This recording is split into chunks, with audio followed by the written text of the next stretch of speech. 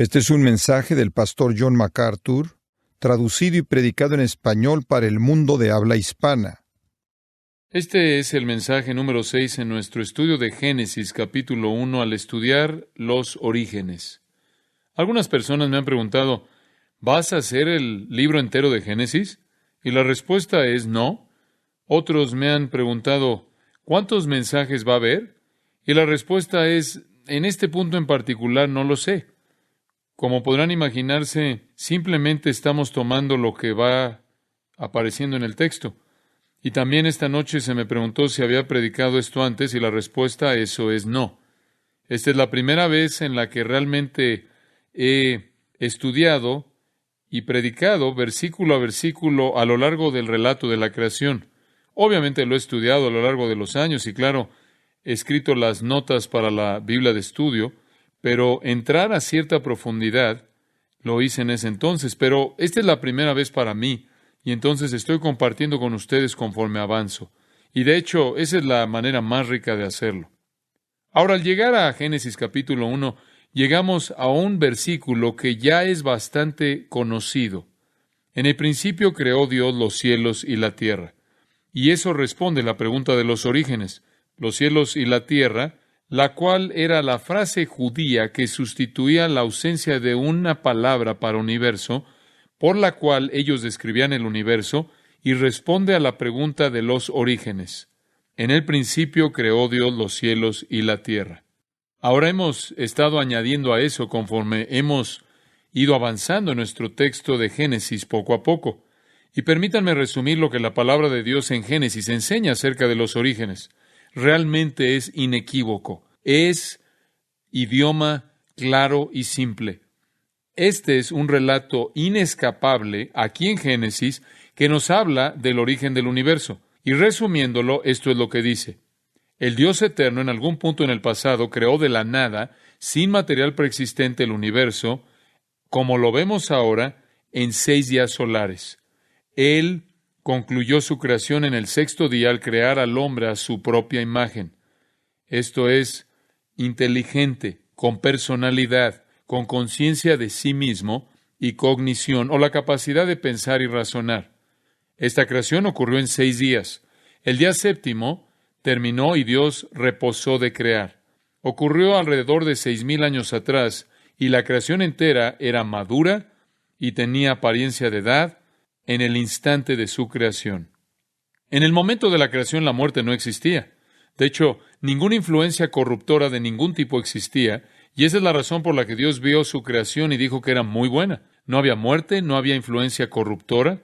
Por lo tanto, no pudo haber habido animales que morían ni plantas que morían. No pudo haber habido algún tipo de proceso de selección natural que se llevara a cabo. No pudo haber habido algún tipo de supervivencia del más fuerte porque todo sobrevivió en esa creación perfecta. La muerte y la corrupción entraron a la creación por primera vez cuando Adán y Eva pecaron y desobedecieron a Dios. Entonces vino la muerte y entonces vino la corrupción. Pero eso es descrito en el capítulo 3 y no tiene nada que ver con los 6 días de la creación. Más adelante, después de la caída, la superficie de lo que ahora era la tierra, maldecida, fue prácticamente reformada drásticamente por un diluvio universal que fue tan profundo que cubrió de manera total las montañas por toda la faz de la tierra. Fue el diluvio mundial cataclísmico que le dio una forma totalmente diferente, que reformó drásticamente la superficie de la tierra, que también depositó las camas de fósiles por todo el globo. Ese diluvio aplastó a la humanidad con la excepción de 8 personas y los animales en el arca de Noé. Únicamente ellos fueron los sobrevivientes. Ahora ese es el registro de Génesis de los orígenes. La creación, la caída, el diluvio, reformando de manera cataclísmica la faz de lo que ahora es la tierra corrompida, maldecida. Gran juicio cae sobre toda la humanidad, de tal manera que solo 8 sobreviven. Todos nosotros somos descendientes de esos 8. Noé, sus 3 hijos, la esposa de Noé y sus 3 esposas. Ese es el registro de Génesis. Y permítame decirle algo que quizás pueda usted archivar de manera permanente. La ciencia no es una hermenéutica para interpretar Génesis o para interpretar cualquier otra porción de las Escrituras. La ciencia no es una hermenéutica, no es un principio de interpretación. La Biblia no cede a la ciencia. La precisión del texto de Génesis no es diferente que la precisión de cualquier otra porción de las Escrituras. Toda la Escritura es inspirada por Dios. Toda la Escritura es exhalada por Dios. Toda la Escritura no viene por una interpretación privada, sino que los santos hombres de Dios hablaron conforme eran movidos por el Espíritu Santo. Jesús lo resumió cuando dijo: tu palabra es verdad. La Biblia es verdad, sea que usted esté hablando de revelación y profecía escatológica o esté hablando de Génesis y los orígenes históricos. La Biblia es verdad, sea que usted esté hablando acerca de la historia de Israel o la historia de los cananeos. La Biblia es verdad, sea que usted esté hablando de salvación o santificación, o que esté hablando de la vida de Jesús o la teología de Jesús. Sea lo que la Biblia dice, es absolutamente verdad. Y la Biblia es verdad en Génesis como lo es en cualquier otro lugar y en todo lugar.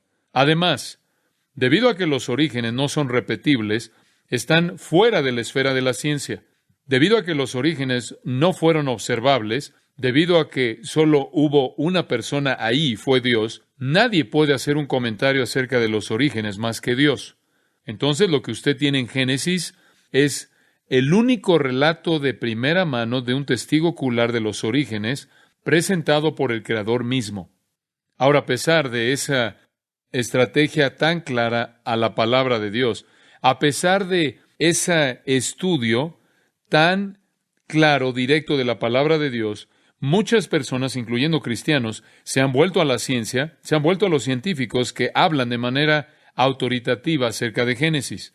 De hecho, hay teólogos, muchos de ellos, comentaristas bíblicos, pastores y predicadores bien conocidos, algunos de los cuales inclusive usted conocería, que niegan el relato de Génesis. Ellos niegan de manera abierta el relato de Génesis porque aceptan la ciencia evolucionaria a un grado u otro. Les he dicho esto a lo largo del estudio y lo vuelvo a repetir sin entrar a toda la verificación. La ciencia no ha probado nada que niegue el registro de Génesis. De hecho, el registro de Génesis es lo que responde a los misterios de la ciencia. Pero tristemente los cristianos y teólogos cristianos, comentaristas bíblicos, profesores de universidades cristianas, como también pastores y maestros, han negado el relato de Génesis siendo intimidados por la ciencia. Ahora hay un libro que comenta acerca de Génesis, muy importante, un libro que yo diría es absolutamente autoritativo, es una autoridad y es el único libro de autoridad, un solo comentario verdadero, infalible, inerrante que ha sido escrito acerca de Génesis. Un libro sin lugar a dudas divino, un comentario inspirado por el cielo acerca de Génesis que habla con autoridad absoluta y que no puede ser desafiado en su veracidad. Y francamente, para mí este libro cierra el asunto de la precisión de Génesis para siempre. ¿Qué libro es? Es el Nuevo Testamento. Es el Nuevo Testamento. No fue escrito por ningún científico y ni siquiera por un científico creacionista. No fue escrito por teólogos o por un teólogo. Fue escrito por hombres simples que recibieron la palabra de Dios para escribirla por Dios mismo, de tal manera que el Creador es el autor. Y usted tiene en Génesis el relato de la creación. Tiene en el Nuevo Testamento el comentario inspirado por el Creador acerca del registro de Génesis. Si usted va al Nuevo Testamento, va a encontrar ahí que hay una afirmación de la creación de 6 días. Hay una afirmación de fiat divino o creación instantánea. Hay una afirmación de que el hombre fue hecho a imagen de Dios. Una afirmación de que Adán fue creado y después Eva. Hay una afirmación de la caída en términos muy específicos. Hay una afirmación de el diluvio ahí en términos muy específicos. Hay una afirmación de Noé y la familia que sobrevivió con Noé. Se hace referencia al registro entero de Génesis por el Nuevo Testamento inspirado. Hubert Thomas, en su libro francés acerca de Génesis 1 al 11, en la introducción, escribe esto, y cito: de hecho, 3 puntos principales son demostrados al leer la lista que probemos. Estos 3 puntos confirman que el Nuevo Testamento de ninguna manera puede ser presentado como alguna fuente a la cual podemos apelar o para sostener algún tipo de teoría de evolución. Fin de la cita. Él tiene razón. No puedes encontrar nada acerca de la evolución en Génesis, no está ahí. No la puedes encontrar en ningún lugar en el Antiguo Testamento y no la puedes encontrar en ningún lugar en el Nuevo Testamento. Cuando está haciendo comentarios acerca de Génesis y alguien trata de presentarlo con una luz de evolución o a la luz de leyendo fantasía o algún tipo de licencia poética. Y después Thomas presenta 3 razones. En primer lugar, y cito, en primer lugar, sin excepción alguna, las referencias a la creación y especialmente a las citas de Génesis 1 al 11 apuntan a acontecimientos históricos. No son diferentes que la muerte histórica del Señor Jesucristo en Gólgota. Con respecto al Nuevo Testamento, la creación ex nihilo, esto es de la nada, y la creación de Adán y Eva, Caín y Abel, Noé y el diluvio, en lo que al Nuevo Testamento concierne, no hay leyenda ni parábola. Todas tienen que ver con personas y acontecimientos de importancia histórica y universal. En segundo lugar, escribe Thomas, sin excepción, la creación siempre es mencionada como un acontecimiento único, el cual tomó lugar o se llevó a cabo en un momento en particular en el pasado. Fin de la cita. No es algo que se está llevando a cabo todo el tiempo, como lo dice la teoría de la evolución. Él añade, y cito, la creación tomó lugar, está terminada. Ocurrieron acontecimientos que corrompieron al mundo y ahora esperan una nueva creación, la cual se llevará a cabo en el futuro en un momento dado. En tercer lugar, Thomas dice, citas de la creación dadas en Génesis 1 al 3 son consideradas en el Nuevo Testamento como literalmente verdaderas, históricas y de importancia absoluta. La doctrina del Nuevo Testamento basada en estas citas viene de Génesis 1 al 3 y no tendría validez, inclusive sería errónea si los acontecimientos de Génesis no fueran históricamente verdaderos. Por ejemplo, considere la entrada del pecado al mundo. Si Adán no fuera la cabeza de la raza humana entera, entonces Jesucristo, el último Adán, no es la cabeza de la nueva creación. Fin de la cita. Él se está refiriendo a Romanos, en donde dice que así como en Adán todos mueren, así en Cristo todos serán vivos, volverán a vivir. Es claro entonces que el escritor del Nuevo Testamento, bajo la inspiración del Espíritu Santo, vio el pecado y la muerte entrar al mundo a través del mismo hombre histórico Adán, y a través de su mismo acto histórico de desobediencia. Y entonces, eso en cierta manera resume el asunto para nosotros. El Nuevo Testamento no presenta un número pequeño de referencias a Génesis y a la creación, y lo hace de manera muy natural. No se presenta de una manera afectada, no se presenta como algo incrédulo, no se presenta como algo que dice, oh, sé que esto es difícil de creer, y sé que realmente les va a costar trabajo entender esto, aceptarlo, pero así es. No hace eso. No hay intento alguno por defender, no hay intento alguno por explicar la incredulidad de alguien, simplemente se presenta como un hecho. Ahora, por ejemplo, Mateo 13:35. Abriré en parábolas mi boca, declararé cosas escondidas desde la fundación del mundo, indicando que hubo un punto en el tiempo en el cual el mundo fue fundado. En Marcos 13:19. Porque en aquellos días serán de tribulación cual nunca ha habido desde el principio de la creación que Dios creó. Juan 1:3.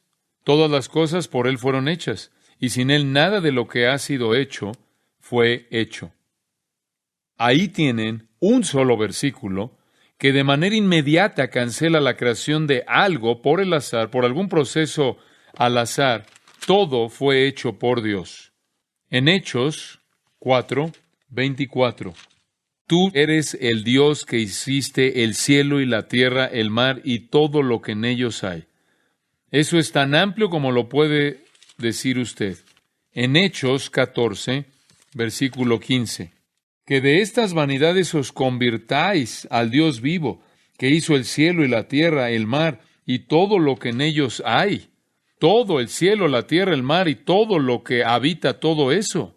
Romanos 1:20. Porque las cosas invisibles de Él, esto es de Dios, se hacen claramente visibles desde la creación.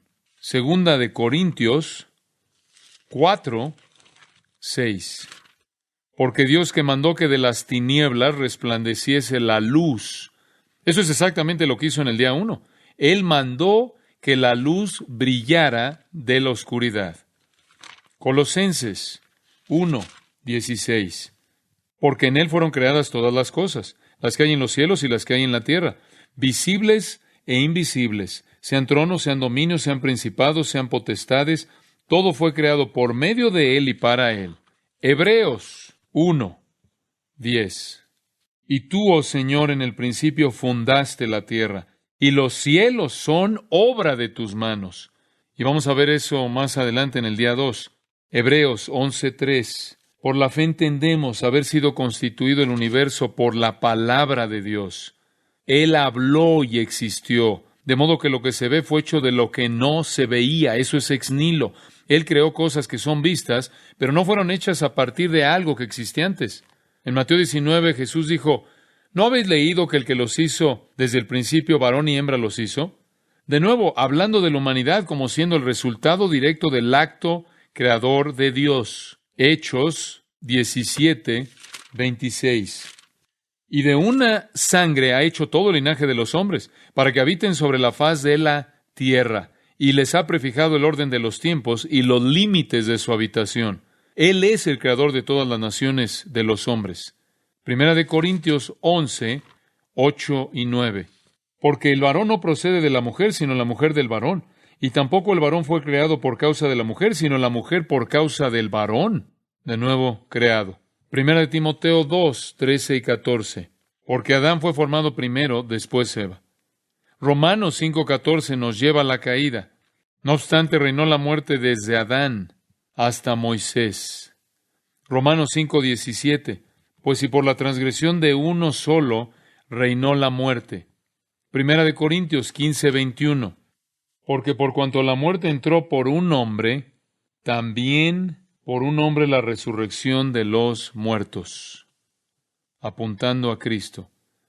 Y les recuerdo de nuevo, 2 de Pedro 3:5 y 6, cómo Pedro se refiere al diluvio, e inclusive al mundo preformado, cuando estaba cubierto por agua, cuando dice, 2 de Pedro 3:5 y 6, por la palabra fueron hechos, por la palabra de Dios los cielos, y también la tierra que proviene del agua y por el agua subsiste, y demás, como lo vimos la última vez.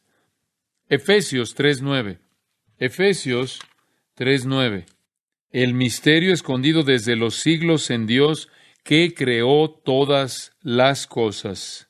Santiago 3:9.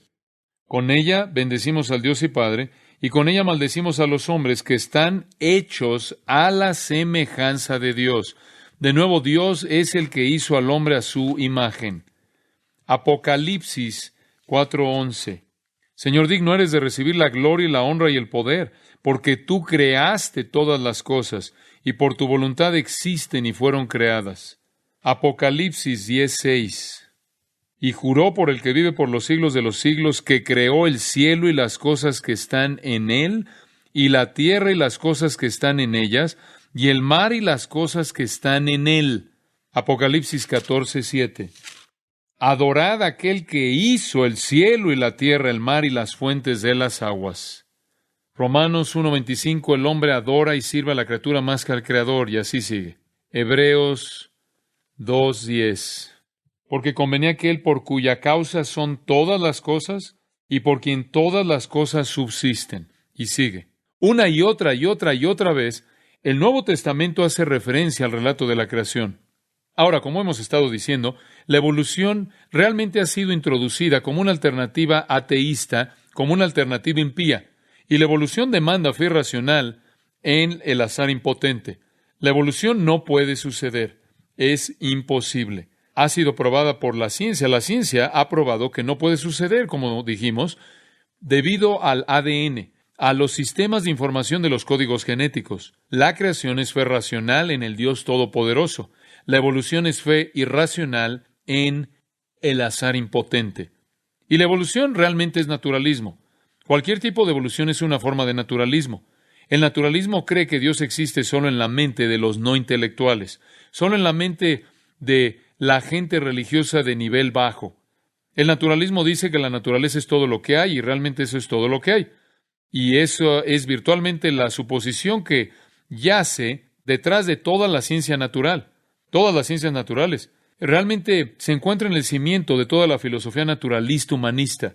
Se encuentra en el cimiento de toda la obra intelectual, todo trabajo intelectual.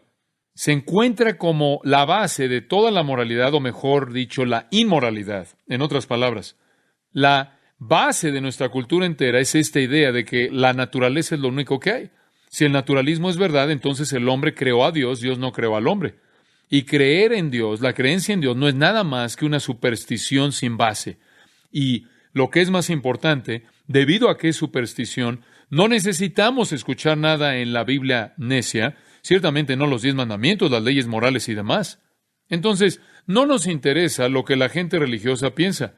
Son una amenaza, son los no intelectuales, son más que una molestia. Realmente se meten, son una interrupción para nuestras libertades morales. De hecho, ni siquiera hablamos ya de la moralidad, solo hablamos de derechos y valores, ¿no es cierto?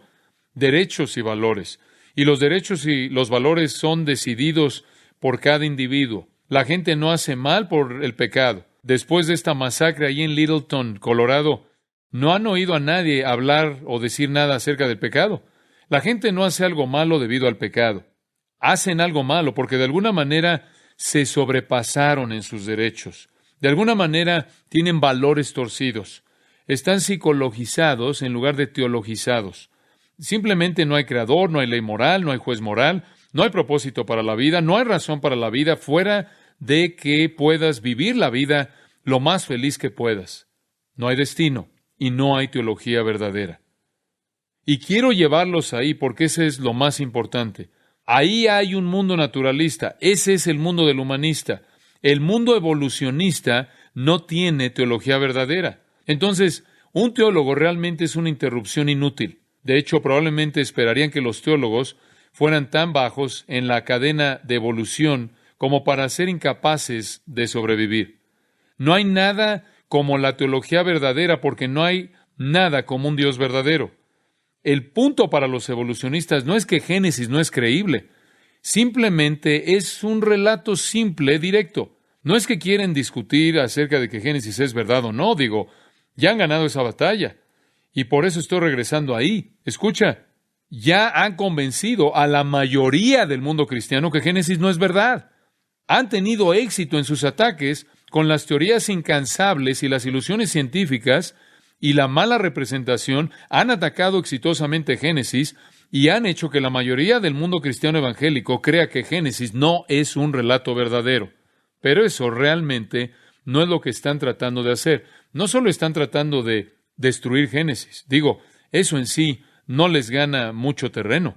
El verdadero punto, el meollo con los evolucionistas, es que si Dios creó al hombre y se preocupa tanto por lo que él hace como para identificar las consecuencias eternas por su conducta, esa es una seria amenaza para sus placeres pecaminosos.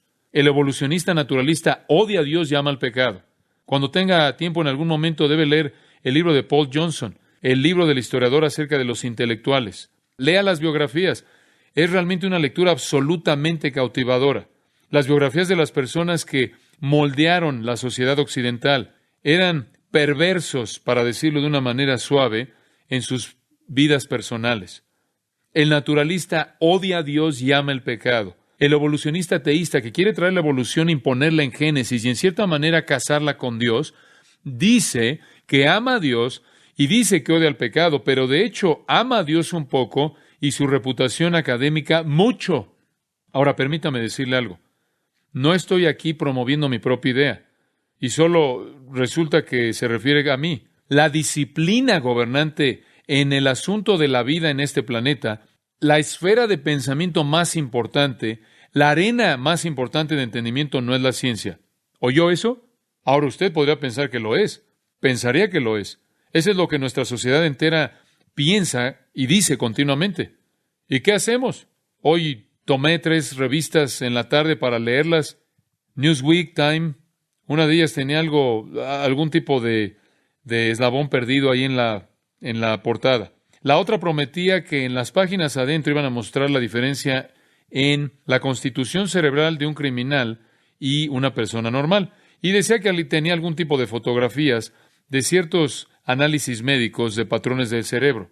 Después la discusión tiene que ver acerca de los procesos de evolución que llevaron hacia o desviaron de ese tipo de conducta. Escuche, la reina de las ciencias en nuestro mundo en la actualidad, en el sentido del conocimiento, es la ciencia naturalista. Supuestamente ellos tienen todas las respuestas para todo, y el hecho es que no las tienen. La disciplina gobernante en el asunto de la vida en el universo en todo punto no es la ciencia. La disciplina gobernante es la teología. La única manera en la que usted llegará a entender el universo, la única manera en la que usted llegará a entender la historia del hombre, la única manera en la que usted llegará a entender la conducta y por qué la gente hace lo que hace, la única manera en la que usted llegará a entender el flujo de vida y de dónde venimos y a dónde vamos es cuando entiende una verdadera teología. Es la única manera en la que usted llegará a entenderlo. No podemos entonces permitir que nuestra teología sea derrocada, sea quitada de su trono al principio de la Biblia y se coloque ahí al estrado de los pies de la ciencia, mientras que la ciencia asciende al trono. La ciencia y cualquier otra disciplina, cualquier otra esfera o arena o esfera o paradigma de pensamiento humano, dobla la rodilla al rey de todas las disciplinas, y el rey de todas las disciplinas es una teología verdadera, y una teología verdadera es una teología que viene de la palabra de Dios. Hoy en día los teólogos no son respetados, y eso es trágico. Y en cierta medida no son respetados porque ellos han hecho a un lado su posición. Los teólogos que se aferran a lo que creen no son respetados porque son el enemigo. Hay un esfuerzo intenso por pintarlos como no intelectuales, gente que está inmersa en la superstición y la fantasía. Pero cada uno de ustedes como cristianos, y los voy a elevar, ni siquiera tienen que tomar clase alguna, voy a hacer esto por ustedes, les voy a hacer el favor. Ustedes todos son teólogos. Y quiero que entiendan lo que quiero decir con eso. Ustedes entienden teología. Quizás no entiendan todo detalle de teología, todo matiz de teología. Quizás no pueda distinguir la diferencia entre el sublapsarianismo, infralapsarianismo. Quizás ni siquiera pueda explicar la doctrina de emucio o todo aspecto de la kenosis. Quizás no pueda conocer toda la terminología. Quizás no conozca todos los detalles de entrada y salida de todo concepto teológico. Pero permítame decirle algo. Ustedes son todos teólogos porque conocen al Dios vivo y verdadero y conocen el medio por el cual es conocido. Y además, conocen la palabra del Dios vivo, la cual es la sustancia de toda verdad en la teología. Dale a la evolución el trono y haces que la Biblia sea el siervo del hombre y terminas cortejando con el desastre. Pero la reina de las ciencias hoy en día es el naturalismo. Todo regresa ahí. Y el naturalismo es definido en términos de evolución. Entonces, lo que gobierna nuestra sociedad entera es la evolución. Inclusive, se ha infiltrado a la teología hasta el punto en el que ahora, y estoy leyendo varios recursos, últimamente he estado leyendo varios libros en donde el escritor está diciendo, Dios mismo también está evolucionando. Oh, sí, este es Dios en el proceso de volverse lo que a Él le gustaría convertirse. Entonces, inclusive Dios ha sido arrastrado y Dios simplemente es otra pequeña parte del proceso de evolución. Dale el trono a la evolución y se apodera de todo. Dale el trono en los primeros versículos del primer libro, de la primera página de la Biblia, y has entregado el trono desde el principio. Y en un mundo que evoluciona es muy difícil tener puntos fijos. Esa es la razón por la que los educadores en nuestro día son relativistas. Básicamente son relativistas en todo. Usted sabe, oye todo esto acerca de que tenemos problemas en las escuelas, y lo han oído últimamente. Bueno, ¿qué vamos a hacer? ¿Qué vamos a hacer? No podemos tener a niños que van a dispararle a otros en las escuelas. ¿Qué vamos a hacer con esto? Tenemos que enseñarles algunos estándares. Entonces tengo una gran solución. Simplemente toma a toda escuela, lleve a toda escuela a los mejores maestros de Biblia en una comunidad y deje que los niños los tengan un día por una semana y simplemente enséñenles la palabra de Dios. Ese es el estándar. Ese es el estándar absoluto. Está lejos de pasar. Eso no va a pasar. Y hasta que suceda, las cosas van a empeorar porque no hay respuestas. De lo que estamos hablando, y cuando los educadores se meten en esto y dicen necesitamos ayuda, tenemos que hacer algo, usan esta frase, aclaración de valores. Valores de nuevo. ¿Qué significa aclaración de valores? Bueno, básicamente usted sabe, ellos dicen que lo entienden y lo que hacen es que tiene usted que trabajar duro y no lastimar a la gente. El razonamiento moral, lo cual significa yo tengo todas las libertades para hacer lo que yo quiera, pero mi libertad termina cuando tu nariz termina. Y si yo quiero salir y golpearme la cabeza contra la pared, y si yo quiero salir y conducirme de cierta manera, eso está bien, pero no puedo tomar un arma y dispararle a usted porque entonces yo ya invadí su espacio. Entonces tengo que aprender a razonar moralmente y conocer que mis libertades tienen algunas limitaciones morales y las limitaciones se encuentran donde los estándares de la sociedad han sido traspasados cuando yo he cruzado la línea que le afecta a usted. Por cierto, se vuelve muy confuso y la sociedad es tan confusa en esto que ni siquiera sabe qué hacer con esto. Están dejando que la gente produzca juegos de video, programas de televisión, música, películas que cruzan la línea por kilómetros al crear maldad, al crear influencias malas en las vidas de jóvenes que son tan mortales como si alguien les colocara una pistola en la cabeza y les disparara. No hay esperanza para una sociedad en donde la evolución naturalista es la reina de las ciencias, donde todo tiene que responder a eso. Supuestamente los alumnos, los estudiantes, se les debe dar a ellos una aclaración de valores por parte de los maestros que no tienen moral estándar alguno. Supuestamente se les debe enseñar el razonamiento moral a través de personas que no tienen absolutos. Y después se les dice que tienen que forjar su estilo de vida sin autoridad, sin pecado, sin ley divina fija, sin vergüenza, sin culpabilidad, sin consecuencias. Pero hay algo en nuestra sociedad acerca de lo cual no son relativos. ¿Sabe qué es? La evolución. Este es el absoluto que domina nuestra sociedad. Si usted dice que no cree en la evolución, literalmente usted es visto como un torpe, alguien que no tiene todas sus neuronas en orden, alguien que ha sido privado de su capacidad de razonamiento. Hay una relatividad abrumadora hasta que llega al único absoluto fijo que hace que el sistema relativo funcione, y esa es la evolución. Como puede ver, si usted viene y dice, bueno, usted sabe, yo no creo en la evolución, yo creo en la creación divina por Dios.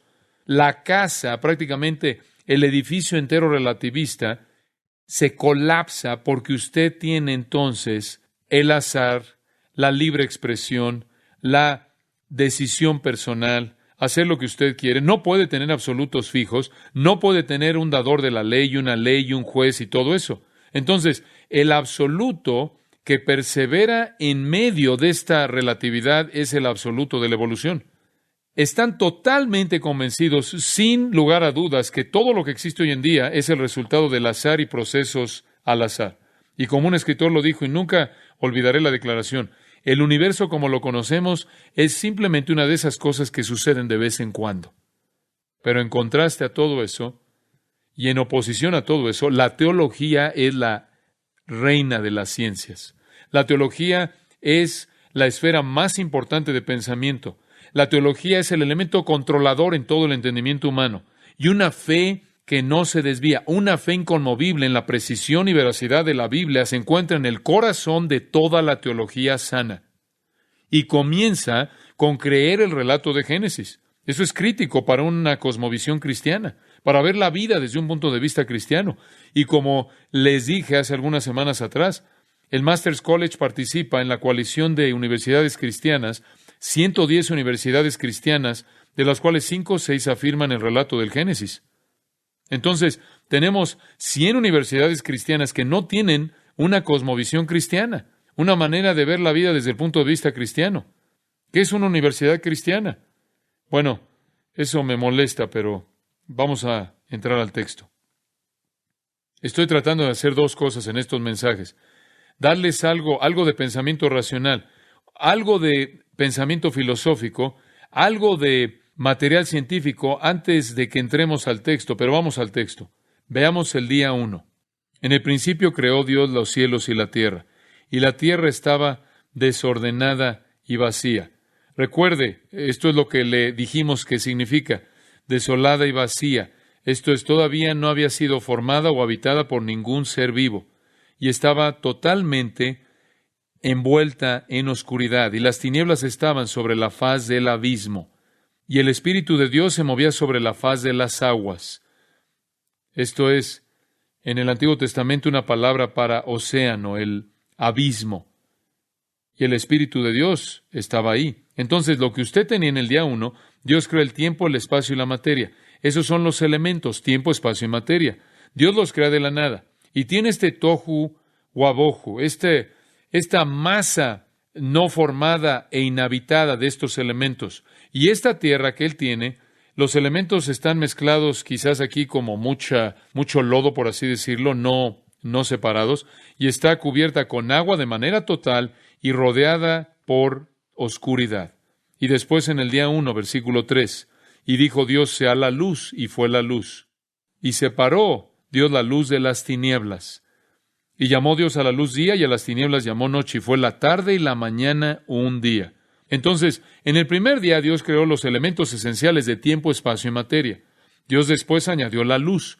Él fijó el ciclo de luz, oscuridad, en el ciclo continuo permanente de día y noche de 24 horas de días solares. Esa es la razón por la que en el versículo 5 dice que fue la tarde y la mañana un día.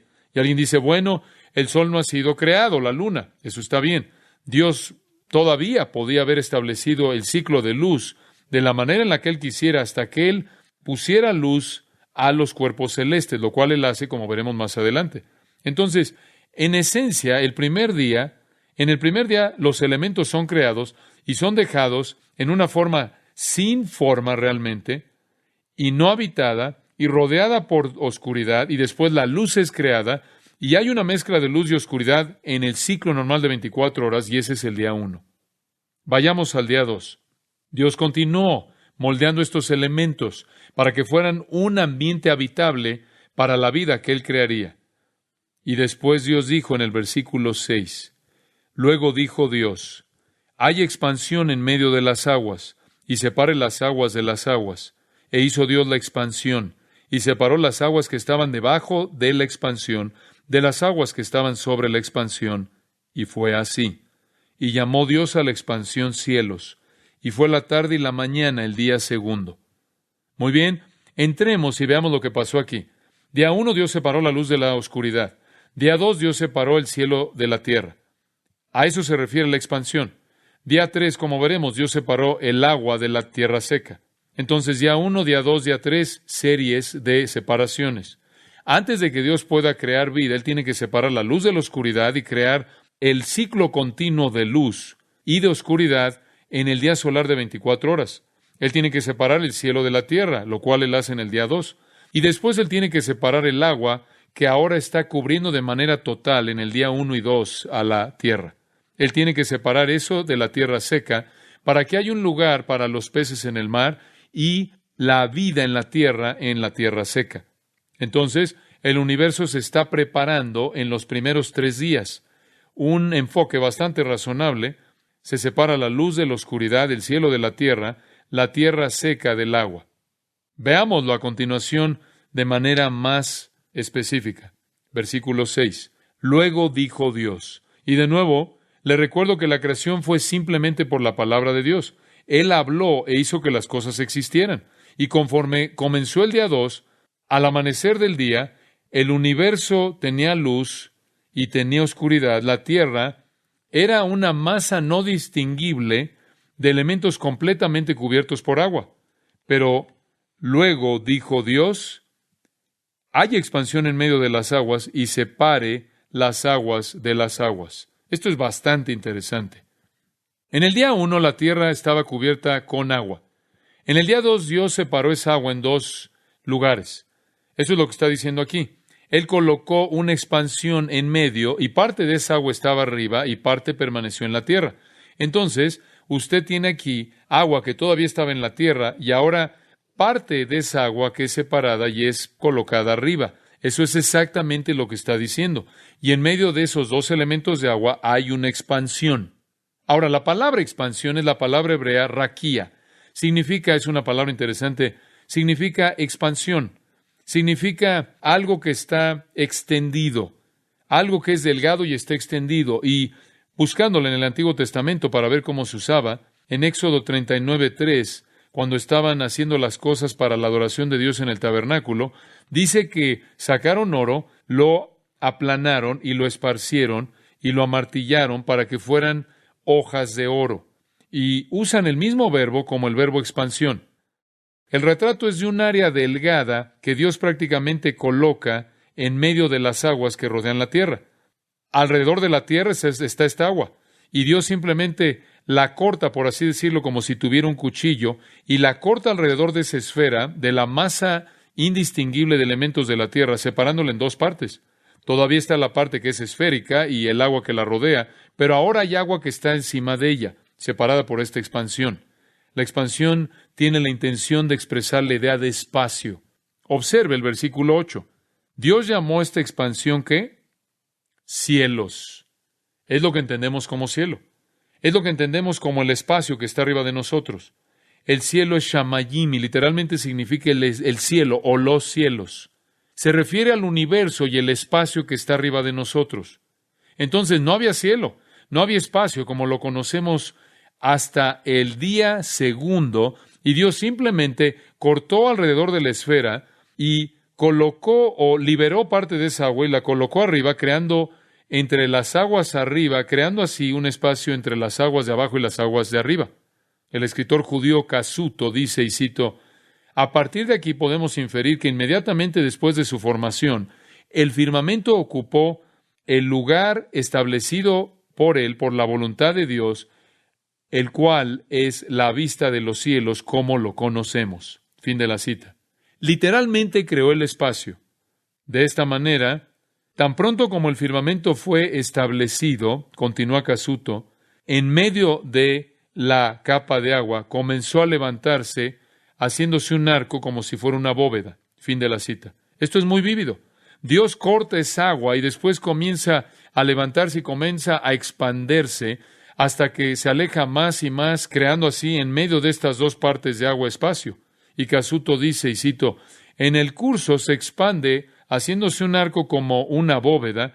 En el curso de su expansión hacia arriba, es levantado al mismo tiempo las aguas de arriba descansando encima de ello. Fin de la cita. Simplemente los coloca arriba. Y vuelvo a citar. Esto marcó un avance considerable al preparar los componentes del universo. Ahora, en la parte de arriba, está la bóveda del cielo, rodeada por las aguas superiores, y abajo se extiende la expansión de aguas inferiores, esto es, las aguas del enorme mar que todavía cubren la materia que todavía no ha sido diferenciado, distinguida en la tierra. El universo, escribe él, está comenzando a tomar forma. Fin de la cita. Ahora, este es un relato bastante razonable escrito por Moisés. Si usted regresa a la literatura antigua, lee algunas leyendas que se desarrollaron en la mitología mesopotámica, que son algo interesantes de comparar con esto. Historias paganas, hay muchas de ellas, que se presentaron para tratar de explicar la creación. Ninguna de ellas explica la evolución.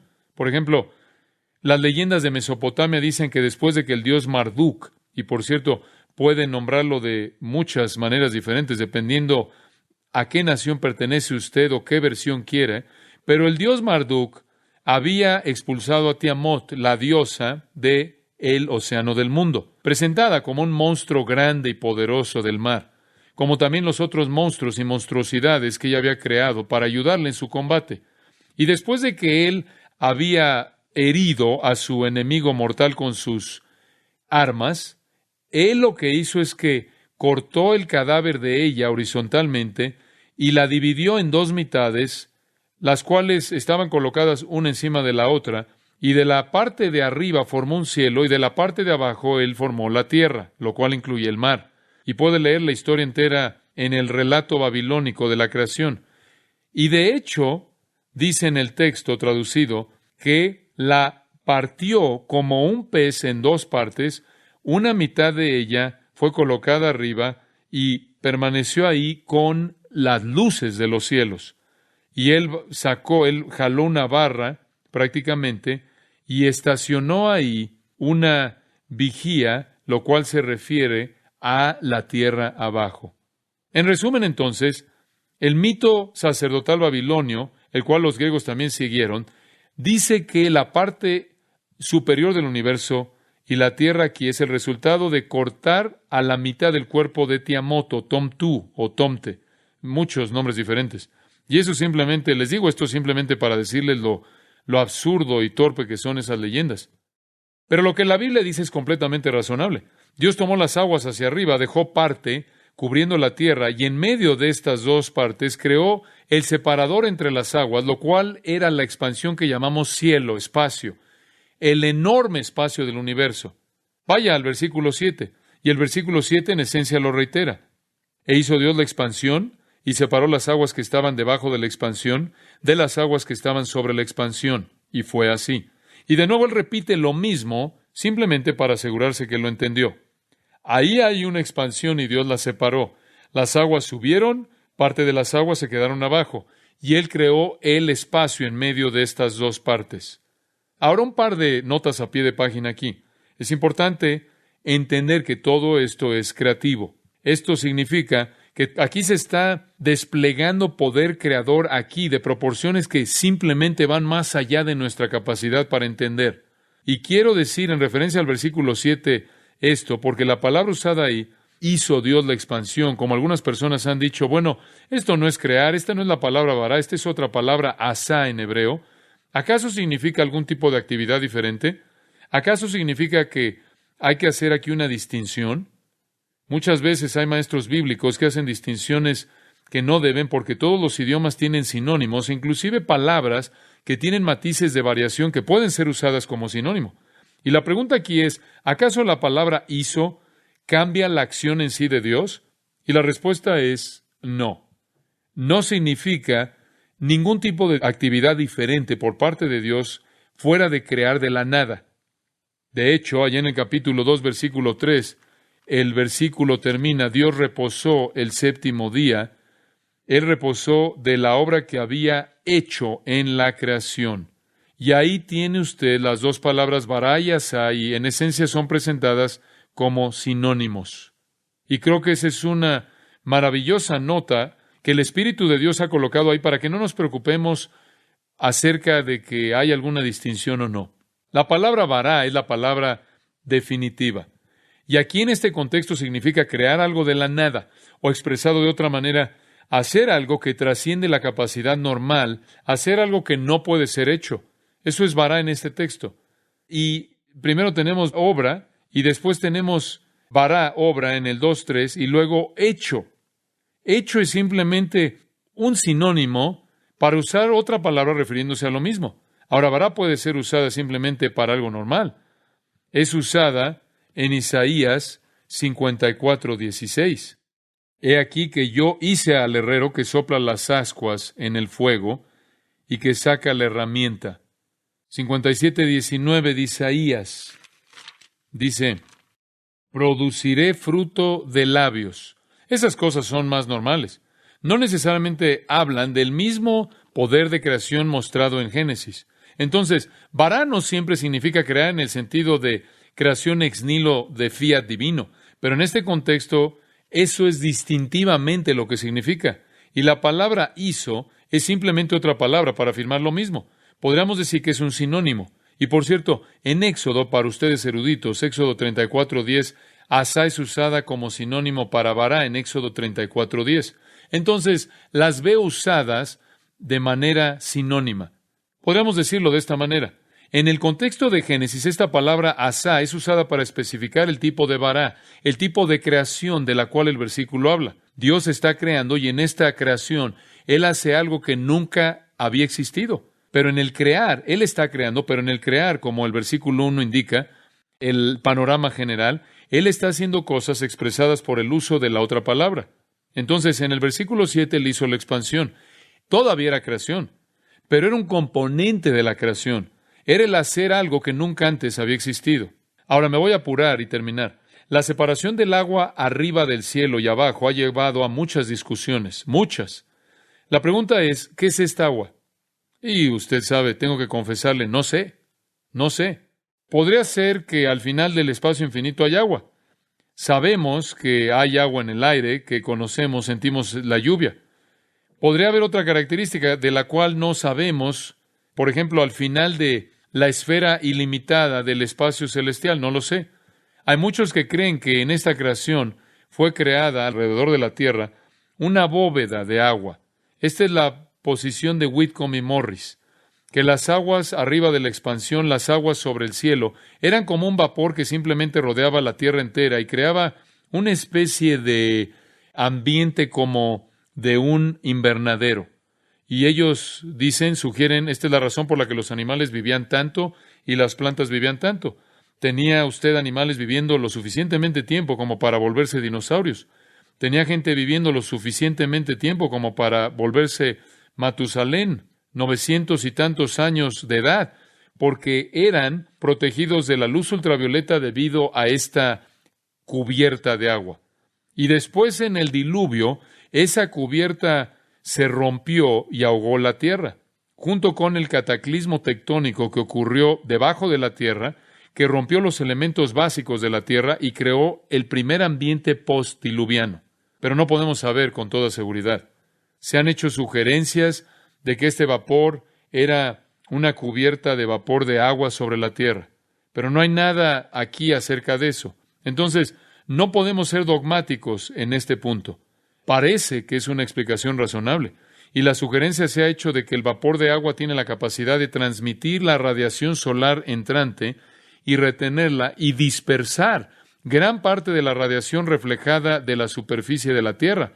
Entonces, serviría como un invernadero global, manteniendo temperaturas uniformemente agradables, cálidas alrededor del mundo.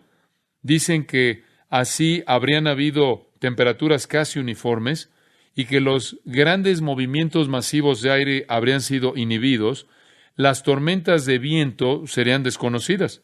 Sin ninguna circulación global de aire, el ciclo hidrológico del mundo actual no podría ser implementado.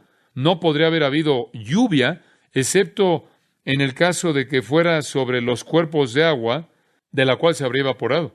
Sin ningún tipo de circulación de aire a nivel global, porque todo está protegido por esta cubierta. No habría habido turbulencia, no habría habido partículas de polvo transportadas en la atmósfera en la parte de arriba. El vapor de agua en esta cubierta habría sido estable y no se habría precipitado a sí mismo. Además, el planeta habría sido mantenido no solo en una temperatura uniforme, sino humedades cómodas, uniformes, mediante la evaporación local diaria y la condensación como una especie de rocío o neblina, ahí cerca del suelo. La combinación entonces de la temperatura cálida, de la humedad adecuada por todos lados, habría conducido a grandes áreas de vegetación por todo el mundo, sin que hubiera desiertos ni que hubiera capas polares. Una cubierta de vapor hubiera sido eficaz en filtrar la radiación ultravioleta, los rayos cósmicos y otras energías destructivas, y sigue, y sigue, y sigue. Y después en el diluvio, cuando Dios quiso ahogar la tierra, Él simplemente rompió eso y se precipitó en la tierra, y todos ahora estamos expuestos a los rayos ultravioletas, y la vida fue acortada, y la gente solo vivió 60 años después de eso. ¿Realmente esa fue la manera en la que pasó? Bueno, no lo dice en Génesis. El texto de Génesis no especifica una cubierta, pero dice aquí que las aguas, había aguas arriba y aguas abajo. Han habido científicos, buenos científicos creacionistas, que han dicho que esta idea de la cubierta no es aceptable. Robert Wiley y Walter Brown resumieron las dificultades de esta manera. El problema del calor, un gran vapor o una cubierta de hielo o algo así, habría incrementado el calor de tal manera que hubiera rostizado a todos los seres vivos si usted no tiene movimiento de aire y simplemente tiene este calor. El problema de la luz, dicen ellos, es que la luz de las estrellas, la cual dijo que sería para señales y temporadas, estaciones, es que apenas habría podido verse y la luz solar no habría llegado con suficiente calor como para sustentar las plantas tropicales. El problema de la presión, cuando tiene usted una cubierta de vapor que contiene más de 40 pies de agua, habría hecho que se incrementara a una presión tan alta en su base que la temperatura habría excedido los 220 grados Fahrenheit. El problema del sustento es que la cubierta ni de vapor, ni de líquido, ni de hielo podría haber sobrevivido físicamente durante los muchos siglos entre la creación y el diluvio. Un par de miles de años, unos 2000 años. Se habría condensado, evaporado, y no se habría quedado nada más ahí. Y después el problema ultravioleta. Una cubierta rodeando la atmósfera no habría sido protegida de la luz ultravioleta, la cual habría separado el agua en hidrógeno y oxígeno, y de esta manera habría destruido inmediatamente la cubierta y demás, y demás, y demás. Mire, no me voy a meter a todo este argumento. No tengo idea. Lo único que sé es que había agua aquí y agua allí. Eso es todo lo que sé. Ahora, la cubierta tiene sentido. Hay una cubierta. Había una ahí arriba y había agua ahí arriba. Obviamente no hacía todo eso. Quizás no era agua como el primer grupo de científicos dijo que era. Quizás no estaba haciendo lo que el segundo grupo de científicos pensó que haría si estuviera ahí, pero estaba ahí. Ahora dice usted, bueno, esa es una explicación bastante simple, no científica. Bueno, soy un teólogo y eso es lo que la Biblia dice, no de una explicación de ciencia.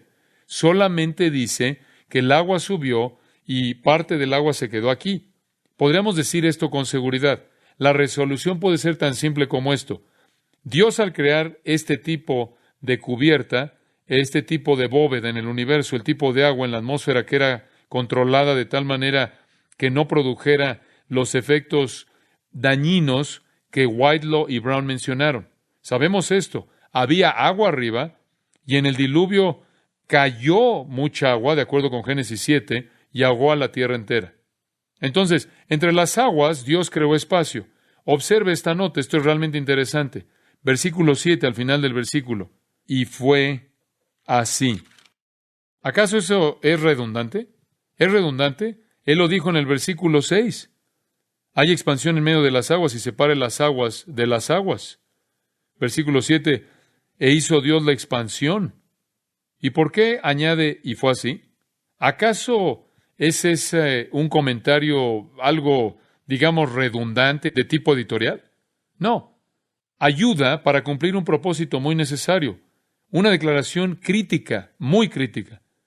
No hay un comentario de eso en el versículo 3. Dios dijo, sea la luz y fue la luz. No dice, y fue así. Y le voy a decir por qué. Esa pequeña frase usada aquí en el versículo 9, versículo 11 y versículo 15 y versículo 24 es usada para afirmar algo que está fijo, algo que no cambia, algo que ha permanecido por todo el tiempo. No puede decir que después del versículo 3 hubo luz y fue la luz, porque hay luz y oscuridad, luz y oscuridad, luz y oscuridad, no está fijo. Pero cuando dice Dios creó los cielos, eso es fijo y fue así. Se presta al entendimiento de la naturaleza firme, fija e incambiable de ese elemento de la creación. Y en el versículo 8, y llamó Dios a la expansión cielos. Y por cierto, Él no dice que todavía era bueno. Él no lo dijo en el día 1. Él no lo dijo en el día 2. Él no lo va a decir hasta el versículo 10 cuando la tierra sea habitable. Entonces va a decir que es bueno. Solo después de que finalmente había sido formada para estar en una condición habitable. Y el versículo 8 termina, y llamó Dios a la expansión cielos, y fue la tarde y la mañana el día segundo. Él lo hizo en un día. En un día creó el firmamento, la expansión, los cielos, el cielo. Estamos listos para el día 3. En algún punto aquí, simplemente para plantar este pensamiento, los ángeles fueron creados. ¿Sabe dónde? Manténganse sintonizados. Le iba a decir eso, pero ya no tengo tiempo. Simplemente me gustaría terminar con algo de alabanza, si pudiera. El Salmo 104 probablemente es muy bueno. Escuche esto. Salmo 104. Bendice, alma mía, a Jehová. Jehová, Dios mío, mucho te has engrandecido. Te has vestido de gloria y de magnificencia. El que se cubre de luz como de vestidura, que extiende los cielos como una cortina, que establece sus aposentos entre las aguas. El que pone las nubes por su carroza, el que anda sobre las alas del viento, el que hace a los vientos sus mensajeros y a las flamas de fuego sus ministros. Ahora, si hubo viento en el tiempo de la creación, entonces Whitcomb y Morris están equivocados después de todo, o por lo menos han exagerado el efecto de la bóveda. Pero aquí está. el recordatorio, la recolección de alabanza del salmista de Dios estirando el cielo, de Dios tomando el agua a las cámaras de arriba y alaba a Dios diciendo, bendice alma mía Jehová. Y en el versículo 5 dice, Él fundó la tierra sobre sus cimientos, no será jamás removida. Con el abismo como con vestido la cubriste. Usted puede ver todas las referencias a la creación aquí, afirmando lo que sucedió. Vamos a ver más en ese salmo